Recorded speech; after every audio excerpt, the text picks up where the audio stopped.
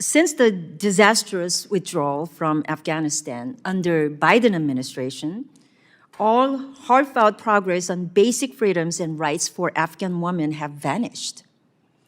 Women made incredible gains in the classroom, played an active role in the Afghan government and free press, and participated in the workforce side by side with their male co-workers. When the Taliban seized power, one of their first actions was to ban girls from attending secondary school. They eliminated the Afghan Commission to eliminate violence against women, banned women from working at NGOs, and started restricting women's access to public areas. Decades of work on women and girls went down the drain in a matter of weeks. As a woman, this is deeply personal to me.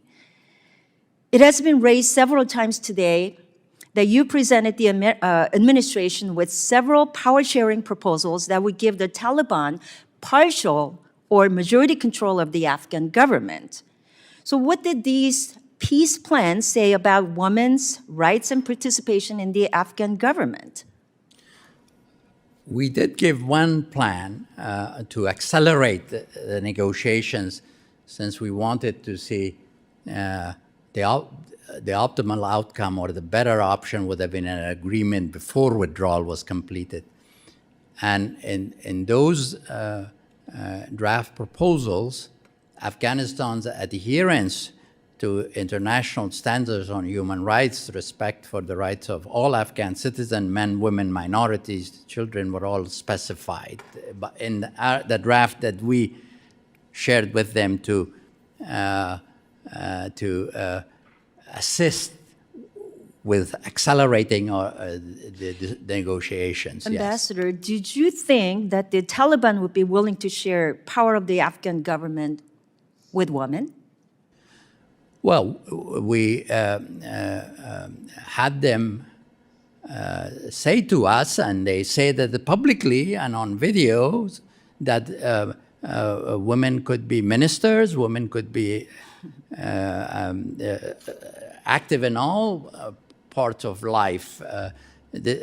What has happened since has been a violation of those statements that are on the record, not to me alone, but to the whole world, that they said that. So their words and actions didn't match. Right. You know, the Taliban was often cited as stating to the United States, you might have the watches, but we have the time. Right.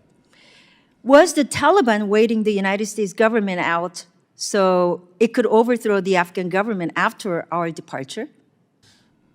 Well, I'd be speculating, but certainly they waited us out in the sense that based on what happened, based on changes in the world, based on successes that we had on counterterrorism, as I've described, we decided that it's time to come home.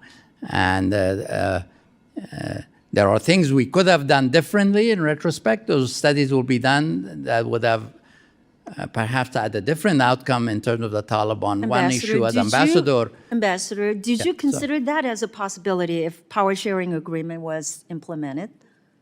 I did certainly consider it as a possibility, because both sides were saying they want that.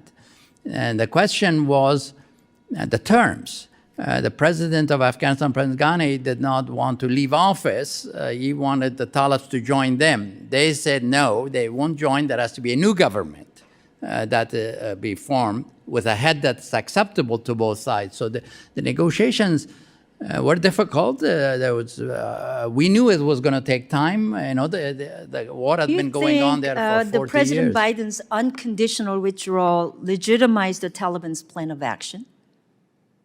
Our withdrawal, of course, changed the balance in favor of the Taliban. But I believe that the bigger mistake or the bigger factor that shaped the outcome was the poor performance of the government, of the Afghan government. Running away while saying that they will never do that, the disintegration of the armed forces, those were the bigger factors, in my judgment, in terms of what ultimately happened.